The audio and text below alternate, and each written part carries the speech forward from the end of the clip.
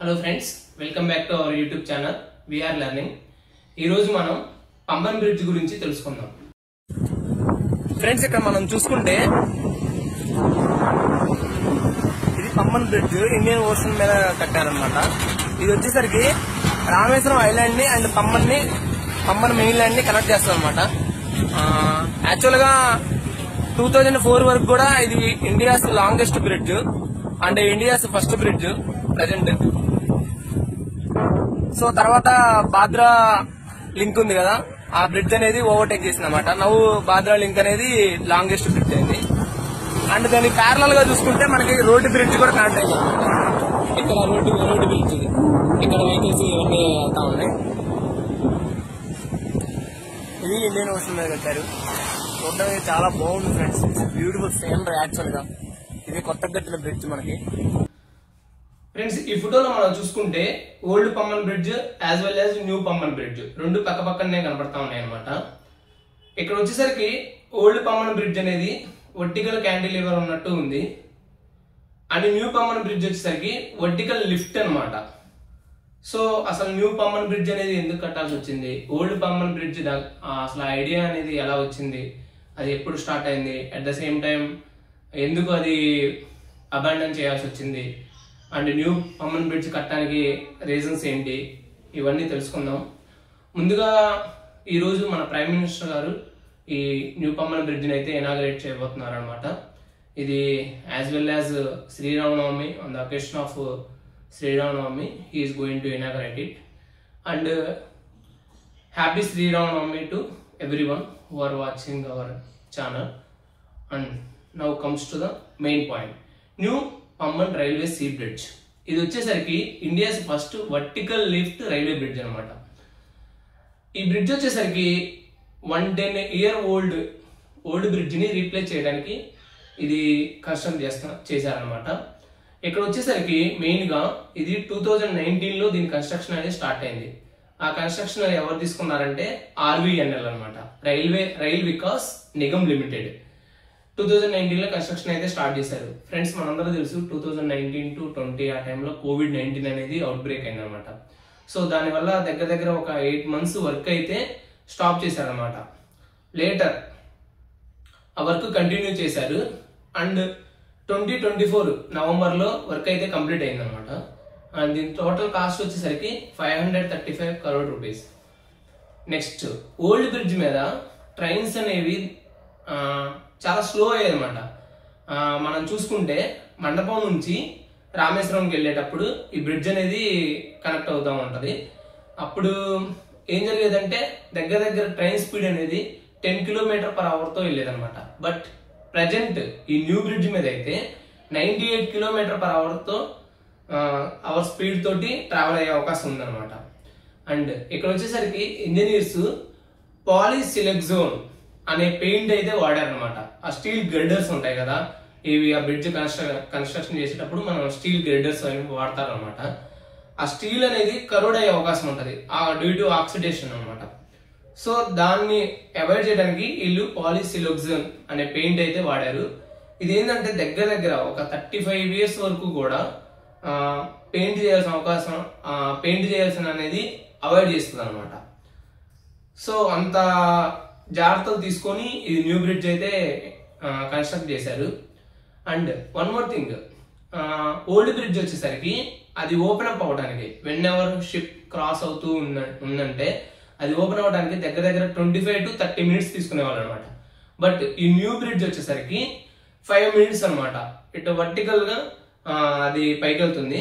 వెళ్ళినప్పుడు ఈ షిప్స్ అనేవి దాన్ని క్రాస్ చేస్తాయి అనమాట. క్రాస్ చేసిన తర్వాత క్రాస్ చేసేటప్పుడు అది ఓపెన్ అవడానికి న్యూ బ్రిడ్జ్ 5 minutes తీసుకుంటుంది అనమాట. నెక్స్ట్, ఇక్కడ క్లియరెన్స్ హైట్ వచ్చేసరికి 22 meters above sea level. Previous అయితే ఓల్డ్ బ్రిడ్జ్ అయితే 1.5 meter క్లియరెన్స్ మాత్రం ఇచ్చేది అనమాట. ఇది 22 meters ఇస్తుంది. దానివల్ల ఏమవుతుందంటే లార్జ్ షిప్స్ ఉంటాయి కదా, అవి కూడా అక్కడ ట్రావెల్ చేయడానికి ఈజీ అవుతుంది అనమాట. నెక్స్ట్, ఇప్పుడు old Pamban railway sea bridge గురించి తెలుసుకుందాం. ఇది ఓల్డ్ బ్రిడ్జ్ వచ్చేసరికి 2050 meter లాంగ్ ఉందన్నమాట. నెక్స్ట్, ఇది వచ్చేసరికి 1911 అండ్ 1913 ఆ టైంలో దీన్ని కన్స్ట్రక్ట్ చేశారు. యాక్చువల్గా ఈ ఐడియా వచ్చేసరికి 1876 ఆ టైంలోనే బ్రిటిష్ వాళ్ళు మనం రూల్ చేస్తున్న టైంలో ఈ ఐడియా అనేది వచ్చిందనమాట. But over a time period అసలు కన్స్ట్రక్షన్కి వెళ్దామా లేదా డ్యూ టు కాస్ట్ ఇష్యూస్, లేకపోతే అసలు అక్కడ అంటే అది వర్తా కాదా, వైబుల్లా కాదా, ఇవన్నీ కూడా కన్సిడర్ చేసి ఫైనల్ గా 1911 అరౌండ్ ఆగస్ట్ ఆ టైంలో అయితే కన్స్ట్రక్షన్ స్టార్ట్ చేశారు. అండ్ 1913 కల్లా కంప్లీట్ చేశారు అనమాట. నెక్స్ట్ ఇది ఏంది అసలు మెయిన్ గా అసలు ఈ బ్రిడ్జ్ దేన్ని కనెక్ట్ చేస్తుంది అంటే, at that time it served as a sole transportation link between main Ramanathapuram and at the same time Rameswaram island. Friends మనందరూ తెలుసు రామేశ్వరం అనేది ఒక ఐలాండ్ అనమాట. చుట్టూ కూడా వాటర్ అనేది సరౌండ్ అయి ఉంటుంది అనమాట. సో మనకు వచ్చేసరికి 1988లోనే మనం చూస్తున్న రోడ్ బ్రిడ్జ్ అనేది కన్స్ట్రక్ట్ చేశారనమాట. అంత ముందు వరకు కూడా ఈ ఓల్డ్ పమ్మన్ రైల్వే బ్రిడ్జ్ నే యూజ్ చేశారనమాట. ఈ 1988లో మనకి రోడ్ బ్రిడ్జ్ అనేది కన్స్ట్రక్షన్ చేసిన తర్వాత అప్పటి నుంచి వెహికల్స్ అనేవి ఈ రోడ్ బ్రిడ్జ్ మీదకి వెళ్ళడం స్టార్ట్ చేసినాయి అనమాట. నెక్స్ట్ ఈ ఓల్డ్ పమ్మన్ బ్రిడ్జ్ అనేది విలియం స్కెర్జర్ డిజైన్ చేసిన లిఫ్ట్ అనేది యూజ్ చేస్తున్నారు అనమాట. అక్కడ అది దగ్గర 100 years అబోవ్ విత్ స్టాండ్ అయి ఉందన్నమాట. నిజం చెప్పాలంటే it's like an engineering Marvel అనమాట. నెక్స్ట్ ఈ కాన్సెప్ట్ మనం ఆల్రెడీ చెప్పుకున్నట్టు బ్రిటిష్ వాళ్ళు వాళ్ళ ఐడియా ఏంటంటే rail connectivity from India to Sri Lanka through Adams bridge establish చేయాలనేది వాళ్ళ ఐడియా అనమాట. సో అసలు ముందు ఆడమ్స్ బ్రిడ్జ్ అంటే ఏంటో తెలుసుకున్నాం. It's like a chain of natural limestone shoals connecting Rameswaram island in India. So ఇండియాలోని రామేశ్వరం ఐలాండ్ ని అట్ ద సేమ్ టైం శ్రీలంకలోని మన్నార్ ఐలాండ్ ని కనెక్ట్ చేస్తుంది అనమాట. అది ఆడమ్స్ బ్రిడ్జ్. ఫ్రెండ్స్ మనందరూ తెలుసు ఈ Adam's bridge nothing but Ramasetu అనమాట. సో మన రామాయణంలో రాముడు సీతమ్మ వారిని ఎత్తుక్కుంటూ వెళ్ళేటప్పుడు వానర సైన్యాన్ని వెంట వేసుకొని వెళ్తూ ఉంటాడు. అప్పుడు ఈ బ్రిడ్జ్ వానర సైన్యం కడతారనమాట. ఎందుకని శ్రీలంకకి వెళ్ళడానికి అనమాట. అక్కడే రావణుని చంపేసి సీతమ్మ వారిని తిరిగి అయోధ్యకు తెస్తాడు. అండ్ ఈ కన్స్ట్రక్షన్ ఆఫ్ బ్రిడ్జ్ అనేది 1876లో స్టార్ట్ అయింది. నేను చెప్పాను కదా ఆల్రెడీ, కాస్ట్ ఇష్యూస్ వల్ల దీన్ని అప్పుడు టేకెన్ బ్యాక్ అనమాట.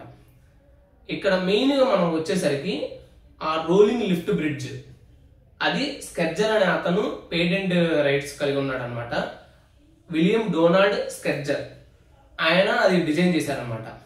అది మెయిన్ గా ఎందుకంటే బ్రిటిష్ వాళ్ళు దాన్ని మెయిన్ ఆ బ్రిడ్జ్ కనెక్ట్ చేయడానికి మెయిన్ రీజన్ ఏంటంటే శ్రీలంకలో టొబాకో అనేది బాగా పండేది అనమాట. సో దాన్ని ఇండియా నుంచి వేరే కంట్రీస్ కి సప్లై చేయడానికి యూజ్ చేసుకున్నారు అనమాట. అండ్ ఈ స్కెర్జర్ రోలింగ్ లిఫ్ట్ స్పాన్ అనేది వర్టికల్ లిఫ్ట్ బ్రిడ్జ్ అనమాట. ఇది ఏంటంటే 81 degrees ఓపెన్ అవుతుంది అనమాట to facilitate the movement of boats and vessels in the sea beneath it. మనకి చూస్తే ఇది క్యాంటిలివర్ లాగా ఉంటుంది. It side old bridge, I'm talking about old bridge. Cantilever లాగా ఉంటుంది. అది ఇలా ఓపెన్ అవుతుంది అనమాట. ఓపెన్ అయ్యి కింద షిప్స్ కానీ లేకపోతే బోట్స్ అండ్ వెసల్స్ అనేవి మూవ్మెంట్ కి యూజ్ అయ్యేది అనమాట, ఫెసిలిటేట్ చేసేది. And the construction of the Pamban rail bridge begin in June 1911. So June 1911 or August 1911 around ఆ టైంలో స్టార్ట్ చేశారు. విత్ ఇన్ 30 months లో ఇది అనేది కంప్లీట్ చేశారు అనమాట. అంటే December 1913 కల్లా కంప్లీట్ అయిపోయింది. నెక్స్ట్ ఆ Pamban bridge, old Pamban bridge అనేది February 24, 1914 నైవేలి ప్రిస్లీ ఆయన వచ్చేసరికి ఎండి అనమాట, south Indian railway company limited ఎండి అనమాట. ఆయన ఇనాగ్రేట్ చేశారు. దాంతో పాటు స్టీమర్ సర్వీస్ కూడా స్టార్ట్ చేశారనమాట from Dhanushkodi to Talaimannar in Sri Lanka. Friends మనం చూసుకుంటే రామేశ్వరం ఐలాండ్ వెళ్తే ధనుష్కోడిని కంపల్సరీగా విజిట్ చేయాలన్నమాట. ఎందుకంటే ధనుష్కోడి తర్వాత అది it's like Indo Sri Lanka border అనమాట, అక్కడే ఉంటుంది. అది కూడా మనకి ఒక సైడ్ ఏమో ఇండియన్ ఓషన్, ఇంకొక సైడ్ ఏమో బే ఆఫ్ బెంగాల్. ఈ రెండు మీట్ అయ్యే ప్లేస్ అనమాట ధనుష్కోడి ఎండ్కి వచ్చేసరికి. అక్కడే ఇండో శ్రీలంక బోర్డర్ కూడా మనకి కనపడుతూ ఉంటుంది అనమాట. ఈ ఓల్డ్ బ్రిడ్జ్ పమ్మన్ బ్రిడ్జ్ ఆ రైల్వే సర్వీసెస్ అనేవి 2022లో స్టాప్ చేశారనమాట, సస్పెండ్ చేశారు. ఎందుకంటే due to structural inability and at the same time periodical repairs వస్తూ ఉండేవి అనమాట. సో దానివల్ల వాళ్ళు ఏంటంటే ఇది మనకి అంత యూజ్ అయితే కాదు, at the same time fatal results ఉంటాయి ట్రైన్స్ అలా పాస్ అయితే. సో కాబట్టి దీని సర్వీసెస్ ని ఆఫ్ చేద్దాం అనేసి స్టాప్ చేశారనమాట. నెక్స్ట్ ఇది మీటర్ గేజ్ అనమాట. Meter gauge standard and consisting of 145 spans of 40 feet girders, 2 spans of 32 feet track girder and 1 schedule rolling lift span of 225 feet. ఇది ఏంటంటే డబుల్ క్యాంటిలివర్ ఉంటుంది and truss of 112.5 feet each for navigational purpose అనమాట. Friends మనం చూసుకుంటే 1964లో ధనుష్కోడిలో cyclone అయితే వచ్చిందనమాట.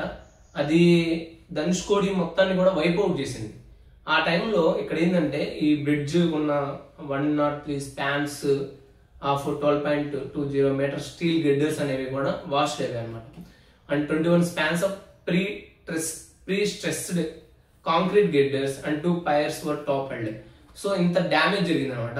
ఇంత damage జరిగినా కానీ but still within 2 months లో, within short span of time 2 months లో మళ్ళీ దాన్ని రీస్టోర్ చేశారనమాట.